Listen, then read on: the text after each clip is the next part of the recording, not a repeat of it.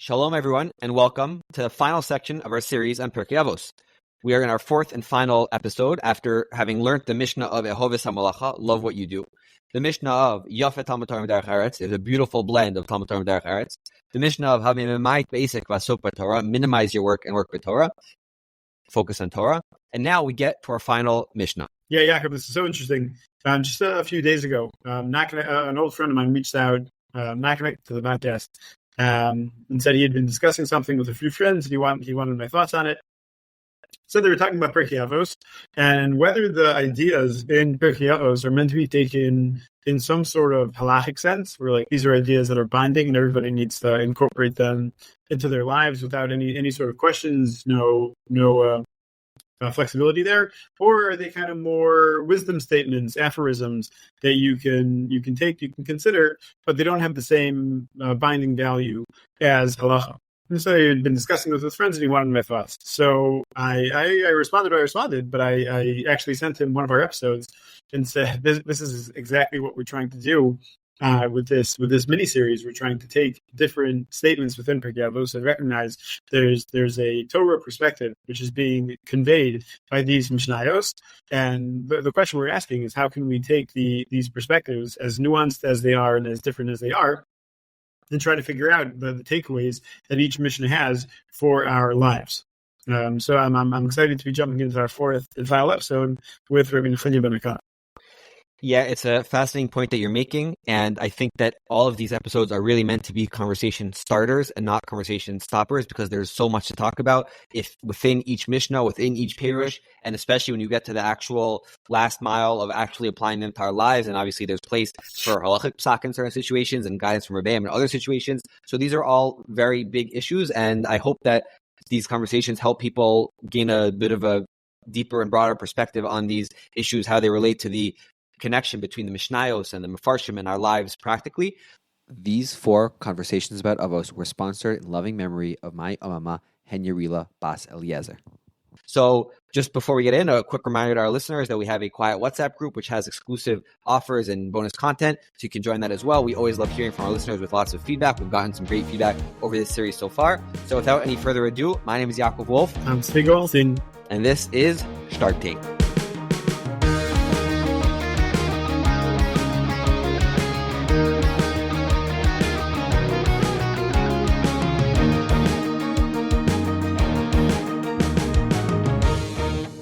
So the final Mishnah in our series is Perek Gimel Mishnah Hey. Rabbi Nechemia ben Akana Omer, Kol HaMakabel Alav Ol Torah, Ma'avir Mimenu Ol Malchus V'Ol Derech Eretz. V'Kol HaPart Mimenu Ol Torah, Nosne Alav Ol Malchus V'Ol Derech Eretz. Loosely translated, we could say as follows: anyone who accepts upon himself the yoke of Torah, we will remove from them the yoke of the government and the yoke of Parnasa Derech Eretz. And anyone who removes from themselves the ol of Torah, the yoke of Torah, they will receive on them the yoke of the government and the yoke of Derech Eretz of Parnasa. Yeah, so we pointed out last week already that whereas our first 2 Mishnayos were much more positive about Malacha, Derech Eretz, and finding some way to bring those 2 points together with Torah, the last week and this week seemed to be much more, less enthusiastic about work. In fact, in this Mishnah, the point seems to be that if you take on a lifestyle of Torah, then we're actually going to totally remove any sort of asek in Derech Eretz, then any sort of involvement from the Malchus, as opposed to Yafet Talmud Torah Im Derech Eretz, which seemed to say there was something unique, something special about bringing Talmud Torah together with Derech Eretz. This almost seems to be an opposite point, called the couple of Old Torah, Ma'avirin Mimenu, Ol Malchus, V'Ol Derech Eretz. So how are we going to square this Mishnah with the Mishnah that we saw 2 weeks ago, Yafet Talmud Torah Im Derech Eretz? Yeah, what are your opening thoughts when you read this Mishnah? Yeah, the first thing that jumps out at me is this word ol, which seems to imply a yoke, something which is heavy, a burden, something which is difficult and challenging. And this obviously, I think, resonates with a lot of people, the idea of stress and challenges with regards to finances in general, and work and finances are obviously very closely connected. And then specifically within the world of careers and work and job security and job pressures. So the idea of Derech Eretz as an ol is something which definitely resonates with a lot of people. And the second thing as an addition to that is the fact that a lot of people have this conception that work is a curse. Even some people on this podcast have come on and made that assertion. And I think if you read Sefer Bereshis carefully, it's quite clear, according to almost all Mefarshim, that statement is inaccurate. Because at the very beginning of the story, Adam HaRishon was commanded la'avda u'lashamra, so work is not a result of his sin. The result of his sin is the curse of b'ze'at apecha tochal lechem, v'kotz v'dardar t'smiach lach. So the difficulty and the challenge and the stress involved in work, that is a curse, not the work itself. And that's an interesting distinction, which I would love to unpack with you more in today's episode and beyond. Okay, awesome. Thank you for bringing that up. Because the old point is an important one, and that's probably going to be the key in explaining the difference between the two Mishnayos. Whereas in Yafet HaMatorah Im Derech Eretz, there's no mention of ol in either by the Torah or by the Derech Eretz. Here, we're talking not only about Torah and Derech Eretz, we're talking about ol Torah and ol Derech Eretz, ol Malchus. So the point the Mishnah seems to be making is that if you accept the yoke of Torah, we have to define what that means. So then the yoke, the weight of these other two responsibilities are going to be lifted somehow. So that's going to kind of open up the space for us to be able to make the distinction between the two Mishnayos. And the question is going to be, let's explore a little bit of what exactly are these potential distinctions. But it seems to be rooted in the point of ol Torah, ol Derech Eretz, as opposed to just Yafet HaMatorah Im Derech Eretz. So there are different takes in the Mefarshim. I think you can almost say that there are two camps here. Some Mefarshim read this Mishnah as saying that if you take on the ol of Torah, then you will not have to be involved at all in ol Derech Eretz. That most of them are saying this in a supernatural sense. It's like HaKadosh Baruch Hu is going to ensure that you won't have to do any work. There are other Mefarshim who say, no, you will still have to do malacha. It's not that you're getting a total free pass on any work at all, but it's going to be easier. It's going to be less of a weight on your shoulders because you've taken on that old Torah. Again, that could be in a supernatural sense. It could also be in a more revealed sense. I think for the Meiri says, I remember correctly, the Meiri says that there's a din of mathil malai and kis shel tamidei chachamim. There's a unique value in supporting in people supporting tamidei chachamim. Famous story, I think, with the Chavetz Chaim. The Chavetz Chaim in the grocery store, and the rule of Radin was that no other grocery stores were allowed to open until the Chavetz Chaim got whatever amount of money he needed for the day. Then he would close the store, and the other stores could open. So those are much more, let's say, revealed ways of making sure that people who are Mekabel of old Torah are supported and don't need to work hard for a living. But still, the recognition is that they are going to have to operate the store for that hour, for however long they need to, as opposed to HaKadosh Baruch Hu swooping in and giving him a certain sense of money to make sure that he's supported. Those are almost like two camps of Mefarshim to read this Mishnah. Is there no malacha at all, or is there still going to be malacha? It's just less of a responsibility, less of a weight on your shoulders. Yeah. If you take the hidden route, you say that this is all talking about HaKadosh Baruch Hu's special hashgacha.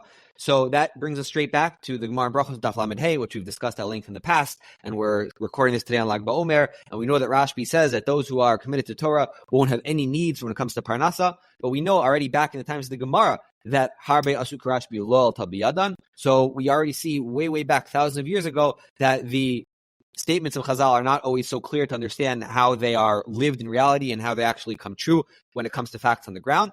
We also got Rav Asher Weiss's psak a few weeks ago at the Star Tank event at his house, where he called Rashbi's perspective a utopian vision as opposed to a practical reality. So let's look at a couple of the Mefarshim who go into more detail. I want to start with Rabbeinu Yonah. Rabbeinu Yonah explains this Mishnah similar to how Yaakov you spoke about last week, with the same line of Asay Torah Kava Umalacha Arai. The meaning of being Mekabel Olav Torah is that you're putting your Torah primary and you're keeping your Malacha Arai. So you are going to have to do both. You are going to have to do some work in addition to your Talmud Torah, but your priorities are straight. Your primary focus is on Torah, and your Malacha is kept secondary. What's interesting that I found in Rabbeinu Yonah's commentary is that he has two ways of explaining, and again, a similar dichotomy. He makes one reference to almost like a supernatural element, and one a more exoteric or revealed element of both explanations of both sides. He says that if a person is makabel of old Torah, then Hashem is going to ensure that you have no distractions from Talmud Torah. He'll keep things, he'll act as a fence for you to make sure that nothing distracts you. And also, you'll be able to keep your priorities straight, basically, Esehu Asher Asameach Bechelko. That your ASIC in Torah is going to make sure that you don't get drawn in by the rat race of thinking that I need more and I need more, I need to buy this and I need to buy that. You'll be able to keep your focus on the things that you actually need, which will allow you to keep your time set aside for Talmud Torah, as opposed to getting drawn into the need to keep working in order to make more money and buy more stuff. Hashem is going to be sending you distractions to stop you from learning. But he also says that it's kind of just naturally when you turn your focus away from learning, away from Avodas Hashem, and put it on these, let's say, parnasa concerns or money concerns. So then, if kesef lo yispa kesef.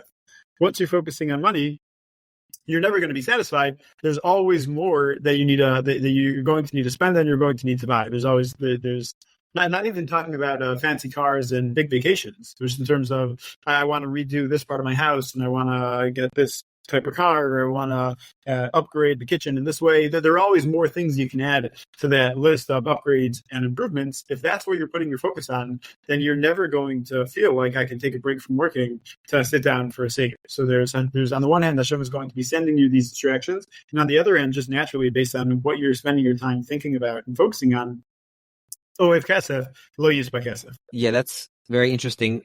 We didn't do this series based on the exact weeks that they come out, but we are recording this the day after we learned Perek Daled, and there the Mishnah in the beginning of Perek Daled says Ezeo Ashir Hasamech Bechalko, very famous Mishnah, and Rabbeinu Yonah there also draws parallel to this idea as well, and he says that anyone who really has this approach where he's completely focused on learning Torah and serving Kadosh Baruch Hu, and he only works in order to enable that and to do the minimum amount in order to be able to have the proper sustenance, but in order to be able to really focus his time and energy and his kochos on Talmud Torah and Avodas Hashem, so that person will be an Ashir, and that will be Sameach B'Chalko. Which is very interesting to see how we now have 3 Mishnayos across Pirkei Avos that Rabbeinu Yonah threads with these ideas that if you keep Talmud Torah front and center, that's what the Mishnah is encouraging you to do. And again, if you talk about this dynamic between supernatural promises from HaKadosh Baruch Hu versus very practical eitzos for Olam Hazeh, so Rabbeinu Yonah in Perek Daled Mishnah Aleph seems to indicate that he's just talking about an eitzah to be happy. If you keep life simple, you keep life focused on HaKadosh Baruch Hu, you're going to be a lot happier in that way. Rav Shamshon Hirsch has another perspective here, which I think also is based on the word of ol, separating this from the Mishnah of Yeftam term there. Rav Hirsch says that if you accept Torah as the guide to your values, you accept Torah as the guide to your perspective in life, then you'll see value in everything you do in life. Basically, so reverse is not saying that somebody who sees Torah as primary won't have to be involved in the let's say the needs of the Malchus, or won't have to be involved in Derech Eretz. Rather, it's the ASIC you have in those other things will be given value through the perspectives that you've gained from your Talmud Torah. So it helps you. Your focus on Torah, your focus on the values taught by Torah will help you contextualize all the things that you're doing outside of Ner Talmud Torah through the prism of, or through the frame of Avodas Hashem, giving it value and making it much easier to handle. Whereas if you reject the ol of Torah, you choose not to see Torah as giving your life value, so then you're left with these almost crushing weights and distractions of the ol malchus and ol derech eretz without any frame to make them meaningful. Yeah, so this, I guess, touches on one of the big issues that we have been focusing on the whole entire time, which is ideally we should have a broader hashkafa, a broader outlook to life that will drive the day-to-day actions. And the more that we are able to connect the day-to-day actions to the big picture, so the more we're able to feel a sense of purpose, a sense of accomplishment. And this is something that modern psychology has picked up on, going back to Viktor Frankl and obviously many positive psychology gurus that you see out there nowadays talking about having meaning and having a why. And I guess the question is, it seems to be something which is a lot easier said than done, to say you should have a purpose, you should have a mission, and that's going to make things so much easier. I'm just not sure what to make of the fact that if you see someone who's undergoing a lot of stress, and he's really unsatisfied with his life, if you pull him outside and you talk to him for a second, is he missing a mission, or is he not feeling connected to that mission while he's in the grind or whatever it is he's doing? So I'm wanting to hear your approach to when you hear a story like that. Do you assume that the person's hashkafa isn't strong enough, or is there a certain skill to applying that hashkafa and feeling connected to that outlook on a day-to-day level? Yeah. I think that is a great point. I think it's an important point. I don't know if there's a one-size-fits-all answer. I think you do have to kind of take it on a case-by-case basis. But I can tell you, maybe by way of example, something which I noticed, let's say in the aftermath of Sufas Torah, something which I saw both here in Eretz Yisrael and in my here in Mitzvah Yericho, something which I was noticing with people in Chutz La'aretz as well. There were people who were working incredibly hard, doing really whatever they possibly could to contribute to the war effort. Obviously, soldiers aside, the heroes themselves aside, but we had children, we had kids going around the yeshuv, knocking on doors, collecting things like socks and deodorant and toothbrushes. We had younger kids who were doing like bake sales, raising money to be able to send money to buy things for the soldiers. We had people who were offering to give rides to soldiers who either needed to get to bases or needed to be picked up. There were women who were doing shifts of laundry. We had soldiers stationed by our yeshuv for a while, so there were shifts of laundry, and they were making breakfasts and dinners. People were working incredibly hard, but there was no sense of, I don't know what the right word is. It wasn't a sense of stress as much as they were putting in incredible amounts of effort, because they recognized the importance of what they were doing, and they were almost like energized by the work that they were doing, even though it was so incredibly difficult. And it wasn't only the people here. I had a number of friends who were working on raising money and making connections in Chutz La'aretz. I was working on getting medical equipment for a yeshuv, and I reached out to somebody who was connected to Hatzalah, and he put me in touch with 4 or 5 other people who didn't know me from Adam, had never met before, never spoken to before, and they were thrilled for the opportunity to try to help me out, to try to put me in touch with the right people. And I think when you have this strong sense of mission, so then even when you are working very hard, and it's difficult to work hard, no one's going to deny that. You can feel tired, you can feel, I think stress would be a relevant emotion there. But it comes with a broader sense of meaning of purpose, which is energizing and exciting, as opposed to almost like crushing or deadening. So I think that's kind of the question more. You can be working very hard, and you can feel the pressure of working very, very hard for a long time. But I think there's a broader or more enveloping feeling of, I see the value of what I'm doing, and I'm excited by the fact that I have the opportunity to contribute in a meaningful way. So I think in many cases, taking it away from the war, I think in many cases where people don't have that immediate urge or the immediate need, it can be harder to tap into that sense of, I'm doing the thing that I was called to do, or I'm doing that thing which I was assigned to for my mission. And when you can't tap into that as strongly, so then it can be a lot more difficult to feel that energy, to feel that excitement. But there are definitely people who tap into it, and you can see that they're working almost on a different level. It almost seems like. That's an interesting example, and I want to push back a little bit, because I think in such a situation, and we all felt it, so the worst feeling of helplessness is that you're not needed and there's nothing for you to do. And that's a really terrible feeling. So people were looking for anything to do that might not have had any impact whatsoever on the war, but they want to feel like they had some role, and that prevented them from this awful feeling of helplessness and of meaninglessness and just being vulnerable to the tremendous tragedies without having any sort of response. So I think that's how I would interpret the phenomenon that you were describing, which is a beautiful feeling to see everyone coming together and coming out in those days. But I think it's a little bit different than someone who's going to work during regular times and feeling like doesn't have purpose, doesn't have meaning. Close that. Okay. Jacob, I think that's a solid point. I think that's an alternative explanation for the energy, for the commitment that I was seeing. I don't think it negates the point. I think there are two possible explanations for what I was seeing. But I think generally, like you said, you quoted from Viktor Frankl. I think in the past we've quoted the Avos, saying that every individual has his mission. I think we quoted the Gemara also about avoda shehi zaralo. If we accept the idea that people are created for a specific purpose, that a specific mission, that's not as obvious. Maybe when we had Nevi'im, that was part of what a person could go to Navi for to get guidance on that. On those points, what was his specific tafkid in life? No, we don't have Nevi'im. It's no longer as clear. A person really needs to know himself, know his skills, know his abilities to be able to figure out what his specific mission is supposed to be.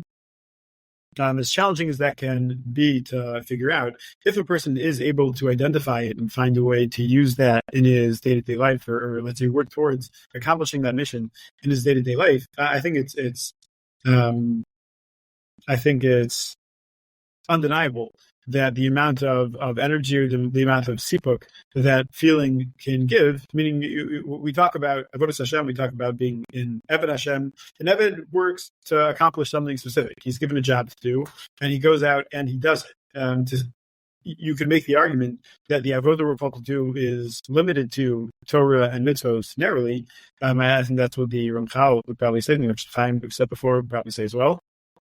I think the argument that we're making from the Rab, from Reversh, is that the avoda is much broader, that we're called to do is much broader, and we need the contributions of every individual in order to accomplish it, and each person in their own tchum, right? And once you can identify what that is, then you can feel like you are one of the you can feel like you are one of the workers in this broader role of developing Kvod Shemayim, Malchus Shemayim, Alei Adamos. I think it's a unique feeling. It's a special feeling, and it's something that we're all supposed to be trying to tap into as much as we can to identify what this means for each person, and to then go out and actually actualize this. So I'm just speaking from my few years of teaching in yeshiva. This is a conversation which I had with Talmidim with tens of Talmidim. Trying to figure out, first of all, just generally the idea of having a calling, having a mission as part of your Avodas Hashem, and not the calling being limited to the narrow definition of Avodas Hashem.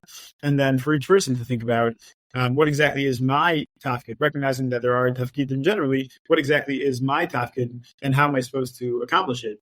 Generally, Talmidim would walk away from those conversations energized and excited that they actually have something that they can contribute to the general klal, as opposed to just this feeling of I'm just one member of Klal Yisrael without anything unique or special to offer.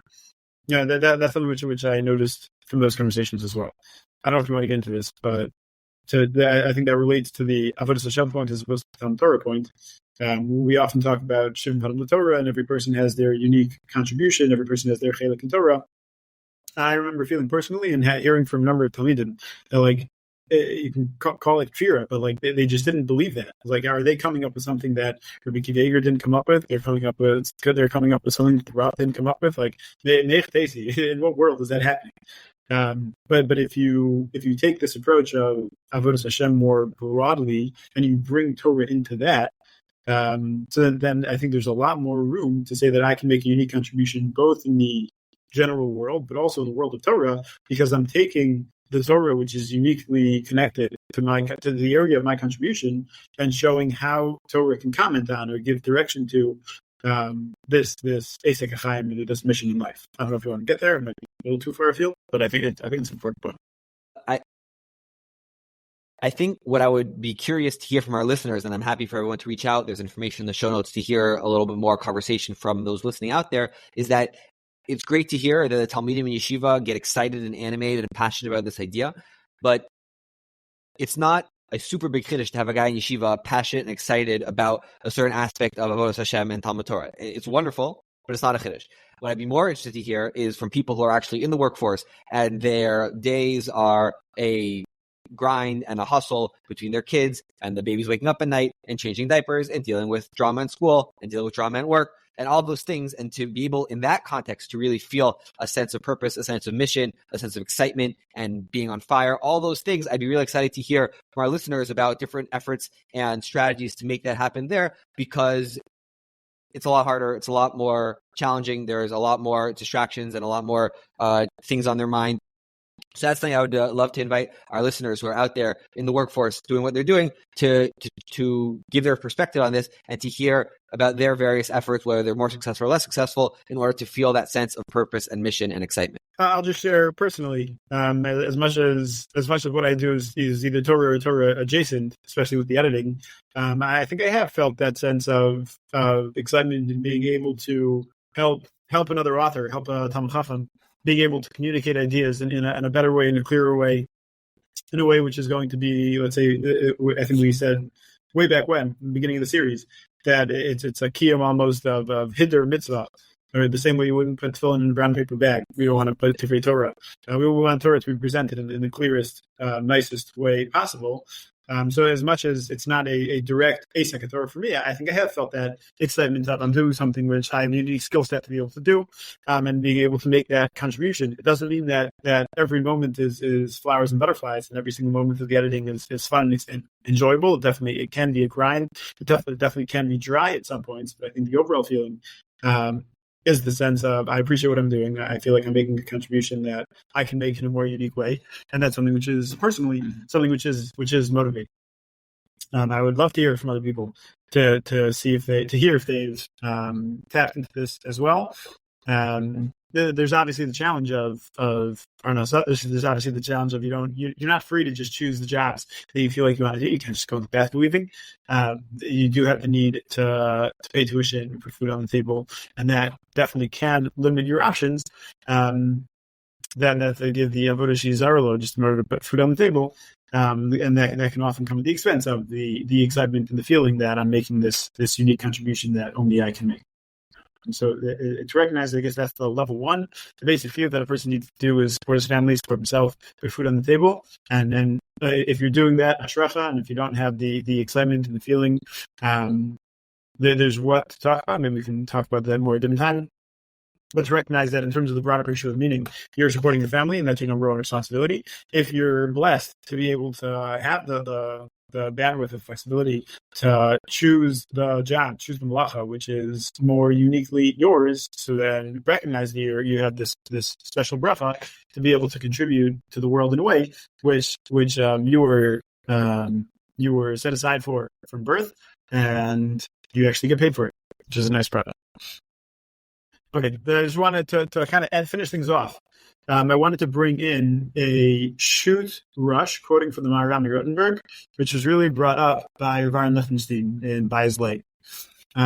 So this is all kind of centering around the sugya on Bava Basra. We can assume that the Shtar Think listeners are big Talmidei Chachamim, right? They're Yodei Sefer, so they're not going to be scared off by a sugya in Bava Basra.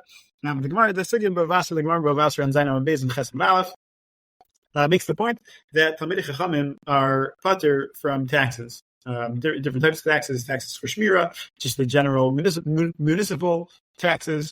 So there are a couple of questions that we would ask about a sugya like this. One of the questions is, who exactly is the Talmid Chacham that we are describing? Right? What tests do you need to pass to qualify for this tour from having to pay taxes? Right? Our nona can be thousands of shekel. It would be great to have a tour on our nona just because they passed the revenue or something. So what level of Talmid Chacham are we talking about?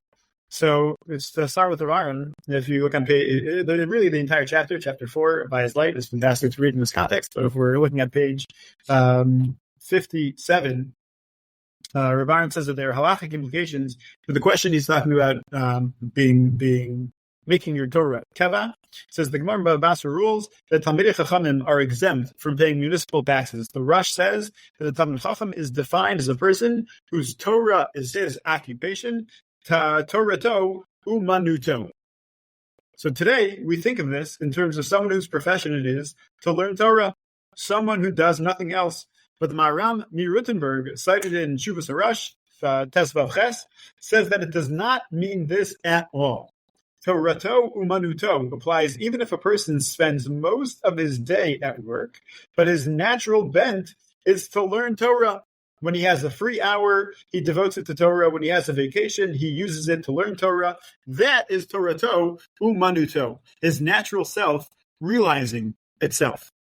Rav Aaron says that according to this Marami Rutenberg, a person, a Talmid Chacham, whose Torato Umanuto, his profession in his work, is not somebody who learns all day. It's not somebody who's sitting in Kollel. It's somebody who takes care of his responsibilities. He works for a living. He's mefarnes his family. But when he has free time, he's turning it to Torah.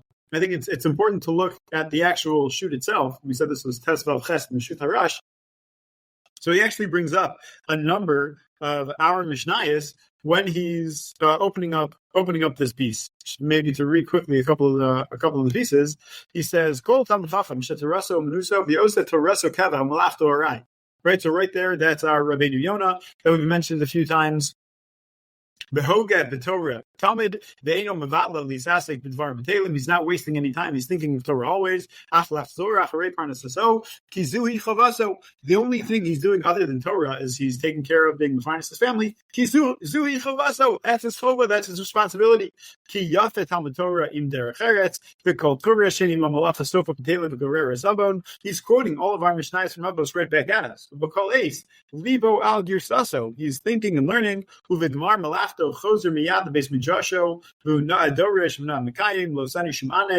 somebody who not only talks the talk, he walks the walk. He's benachas and mabrios.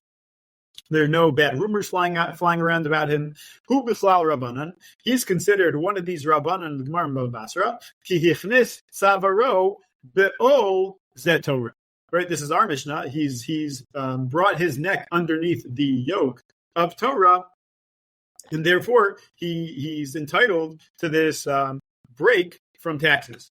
So the Shut Harash generally is giving us this new definition of what a Talmid Chacham is, what Torato Umanuto means. It's not somebody who's learning all day only, but rather it's somebody who is taking care of his responsibilities to himself, to his family, and finance his family. He's working for a living, but when he has time available, he turns it to Torah. Later on in the piece, he says that when we takes care of responsibilities, we're not talking about the bare minimum just to get by. We're not talking about you need $20 or 50 shekel to buy food for the day, so you're going to stop working after you've made your 50 shekel. He says there are other responsibilities, things, surprise payments crop up, your car breaks down, your refrigerator stops running, those types of things happen, and you need to have money in the bank to make sure that you can cover those expenses. So it's not just the bare minimum amount of money that you need per day. It's that you need to be making the normal amount of money that's considered a regular standard of living. And then once you have that kind of, once your priorities are set that way, that I'm not looking for extras, I'm not looking for luxuries, I'm just trying to make sure that I can put food on the table and build my kids and have a 3-month emergency fund, and then all the rest of your time available you're using for Talmid Torah, that's somebody who's Torato Umanuto, and not in a, let's say, fluffy, I don't want to call hashkafa fluffy, not in a fluffy vortlach sense, but in a very practical halachic sense. That rush is fascinating, and it opens up a tremendous sugya, which we're not going to cover in its entirety today, but I will just mention briefly that there is a big discussion amongst the Rishonim and the Achronim and in the Gemaras about what the halachic obligation is with regards to Talmid Torah. So now, there are Achronim who assume, based on Rishonim as well, that the Geder of Talmid Torah is to learn as much as possible. Every spare minute should be devoted to Talmid Torah. Now, if you assume like this Rush, the Rush is saying that Talmidei Chachamim, who are Tarasan U'Menasam, they learn every spare minute. So how do these two fit? So we can say one of two things. Number one is maybe the Rush disagrees. Maybe the Rush says that for regular people, regular Jew, the minimum requirement is, as the Gemara says, Perek Echad Shachris, Perek Echad Arvis. Learn once a day and once at night, and that's your Chiyuv. Talmidei Chachamim have a bigger Chiyuv, and it's not the same, the Chiyuv Talmid Torah for a regular person, a regular Jew, versus a Talmid Chacham. That's option number one. Option number two is to say, well, if you want to make these Achronim fit with the Rush, what you're going to have to say is that the Chiyuv on everyone is extremely ambitious and difficult and challenging. And this goes back to what we were discussing a little bit last week. It's a really, really hard thing to do. So everyone is required to aspire to this. And only the ones that are successful in reaching that level will have the p'tor of taxes. They won't have to pay the arnona, which I don't know, in Kerem Biavna, all the Avrechim and the Ramim pay arnona, so I'm not sure how that works. But in any case, those who are successful are going to have the p'tor of Taraso of Naso, but the chiyuv is the same on everyone. and not everyone's going to be able to be successful in accomplishing that chiyuv. So those are two ways of thinking about the sugya as far as the chiyuv Talmud Torah and how it relates to the Rosh, who says that Taraso Mnaso is someone who works but learns as much as physically possible. Yeah, great point, Yaakov. That definitely does bring up this again. It's a huge one. Something which would be interesting to look at as well is the Rosh himself, the way he explains that famous question from the Gemara Brachos about Berachos Torah and why there's no hefsek when it comes to Berachos Torah. Maybe that would be relevant here as well. How much Torah do we assume people are learning throughout their days? Okay, just want to end things off with one more point on this. It's really a comment from Tosfos on that Gemara in Bava Basra. Essentially, what we're saying from the Marim Rutenberg, from the Rosh, quoted by Iran, is that the definition of a Talmud Chacham who has this exemption from taxes is not somebody who's learning only, but rather somebody who's prioritizing Torah along with all the other things that he needs to do. If any free moment is given to learning, so that's somebody who's the rest of Maso, and he has his exemption from having to pay these taxes. He has the status of the Talmud Chacham. So it's interesting in terms of the source for this din, that the Gemara on the top of Chesed Nalef from Bava Basra quotes from Nevi'im, from Torah, Nevi'im, and Ksuvim to say that somebody who makes the Talmud Chacham pays taxes is over on all three. The pasuk in Ksuvim is a pasuk from Ezra, where Daryavesh commands his officers in the region not to take taxes from people who were doing the following. It says, Lo shalit l'mirma aleihem.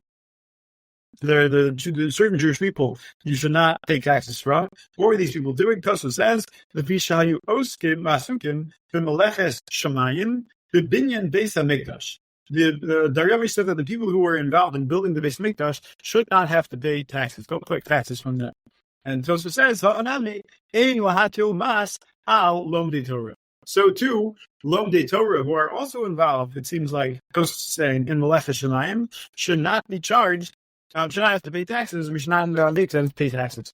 This phrase of Asukin b'Meleches Shamayim, they were involved in God's work. They were involved in building the Beis HaMikdash, is a much broader term than just the narrow Oskim the Torah, and it calls to mind the Gemara in Sukkah about the Patur of Osek b'Mitzvah, Patur min HaMitzvah, the Brisa on Chaf Vav, Amud Aleph and Sukkah, says that it gives a whole list of people who do this, do that, and not only those people, but anybody who's Osek, Kol Oskim, b'Meleches Shamayim, are also going to be have this exemption of Osek b'Mitzvah, Pater min HaMitzvah. It's a much broader formulation than just you're doing the mitzvah, therefore you're Pater, and I think it gives a lot more room for a explanation like Rav Aharon's, an explanation like the Rosh and Maram Rutenberg, that we're not looking only for the people who are in the Beis Medrash 24/7. We're recognizing that Kol Oskim b'Meleches Shamayim can be defined in a much broader sense than that. You go to work from 9 to 5, you come home,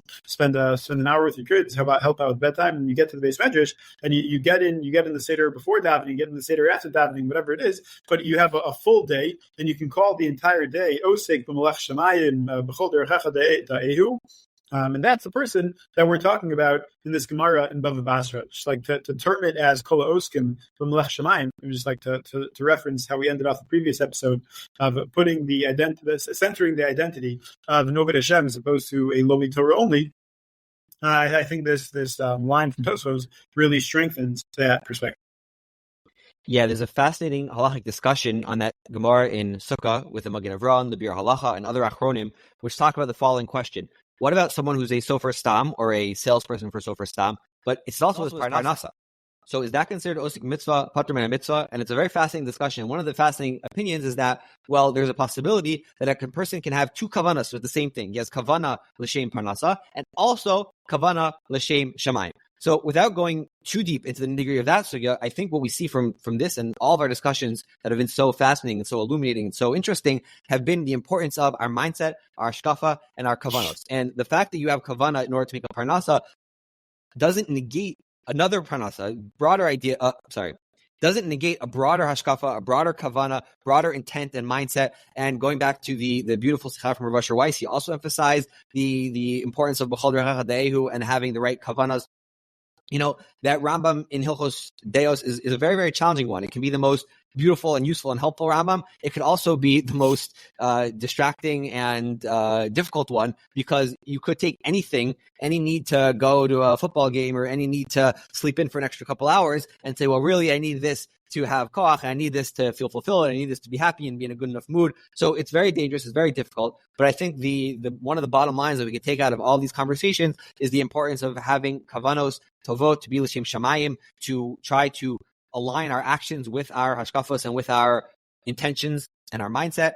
And I think that that's just a big takeaway that we should always be having in mind, is trying to constantly be checking in and clicking in and connecting to our higher purpose and our ultimate reason why we're here in life. And hopefully that will infuse our day-to-day actions, our day-to-day work, even the seemingly mundane things, with a higher purpose and more motivation and inspiration. Not to say that we strive to be a mamit, we all strive to be marbin, but to recognize that the kavanah plays such an incredibly central role. Fantastic point. Thank you so much for bringing that. Okay, so just to run through what we spoke about, just to run through what we spoke about, we noticed that this Mishnah seems to be less enthusiastic about the concept of derech eretz. It actually seems to say that if you embrace Torah, then you won't have to be involved in derech eretz at all. We said that some Mefarshim understand it that way, whereas other Mefarshim say that you're going to have to be involved in, even this Mishnah is saying you will have to be involved in some measure of malacha, some measure of derech eretz, and the question is really how much. Some Mefarshim talk about this divine or supernatural intervention to make sure that you won't have to work at all, or you're only going to have to work a little bit. Other Mefarshim take it in a more exoteric or revealed way, with different suggestions for how to make sure that you're not going to be working as hard. Rabbi Yonah had both. Rabbi Yonah said on both sides of the Mishnah, both in the Makabel of Old Torah and also Torah and then of Old Torah, there's a hidden and revealed explanation. On the one hand, Hashem is going to ensure that there are no distractions from Talmud Torah if you accept the all of Torah, and also the Asek Torah will keep your priorities straight, allowing for Ezehu Asher Hasanech B'Chelko, stopping you from getting drawn into that rat race. Whereas if you're Porek Mimenu Old Torah, so then, number one, Hashem is going to pile on those distractions, and you won't have the freedom to learn, even if you did choose to. And also the problem of Ohev Kesef, Luis Bakesef, once your mindset is focused on your income and expenses and things like that. So then there are always going to be more things that you want to spend money on. There are always a higher level vacation or better seats, nicer car, and you're going to be inexorably drawn in to this never-ending stream of having to make more and more money. That was the Rabbi Yonah.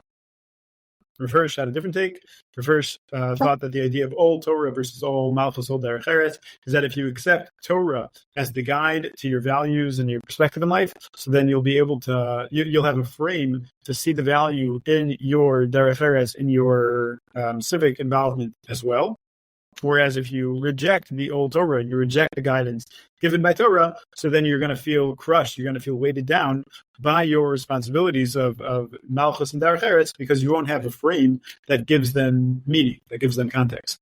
Finally, we ended off with the Shut HaRush, quoting the Maram Yerudenberg, that was brought up by Rabbi Lichtenstein in By His Light, defining. We ended off with Shut HaRush, on the Sugda in Bab Basra, Zayin and Bezin Chesman Aleph, quoting from the Maram Yerudenberg, it was brought up by Rabbi Lichtenstein in the 4th chapter of By His Light, basically defining Toraso Umanaso not as somebody who's learning the entire day, but somebody who prioritizes his learning when possible, together with his other responsibilities of being the Farnes is Fairnin.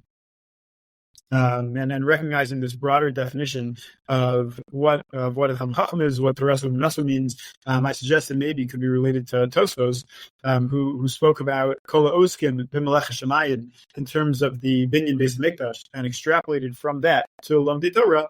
I suggested, and we brought in the Gemara in Sukkah as well, about Osek B'Mitzvah, Pater Min HaMitzvah, also applying to somebody who's Kol Ha'oskim B'Melech HaShamayim. And Yaakov, you brought up the Magen Avram, about the idea of depending on what your kavanah is. Are you looking to make money, or are you looking to facilitate avodas Hashem being a significant factor? So what we're kind of saying, just more broadly, is that as long as your kavanah is oriented towards avodas Hashem, chol derchecha ta'ehu v'yasher chosecha, as challenging as that can be, it also gives so much more latitude for the full wealth and breadth of a full life in avodas Hashem, as opposed to the narrow asika in Torah and mitzvos only. Yeah, just to review two of the interesting tangents that we went into. Number one is on Rabbeinu Yonah. Rabbeinu Yonah has a similar idea we mentioned last time about having in mind basic pasuk b'Torah, and another Rabbeinu Yonah that we mentioned is on the Mishnah of Ezeu Ashir Hasameach Bechalko. So those three Mishnayos are all connected according to Rabbeinu Yonah, and maybe a little work needs to be done to figure out exactly how to understand this idea of Ezeu Ashir Hasameach Bechalko and what exactly that means on a practical level. That's another discussion that we had. Also on Rav Hirsch, we got into the question of how this actually applies day to day when you're very busy and have a lot of going on, whether it's family and kids, and to what extent we're able to dial in to those passions and to those hashkafos on a day-to-day level. And I, again, invite our listeners to reach out and to give some perspective on that. And finally, on the rush, as you said correctly at the end, the importance of kavana is something that we've talked about many, many times, and it is something that we will end off on now by saying that the pasuk in Mishnah, which says "B'chol is a small pasuk. The Gemara Baruch says that is super fundamental and important to everything that we do, and hopefully we can all be zocha to live with a sense of purpose and identity and ideals, and that our bigger picture in life, our bigger purpose, is something that we can be cognizant of and aware of and connected to in the day-to-day, more mundane, seemingly mundane activities. Thank you so much, Yaakov. I really enjoyed this. So see, this was fun, and we should do it more often.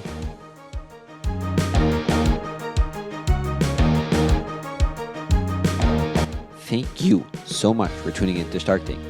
Thank you to my dear friend Tzvi Goldstein for his capable and insightful co-hosting capabilities. Thank you to our sponsors who sponsor the series, Leila Nishmas and Yarila Bas Eliezer, my dear Amama. If you enjoy this episode, please take 10 seconds and help us grow the show. Make sure that you're subscribed and leave a 5-star review on your favorite podcast platform. And until next time, keep on steiging, chevra.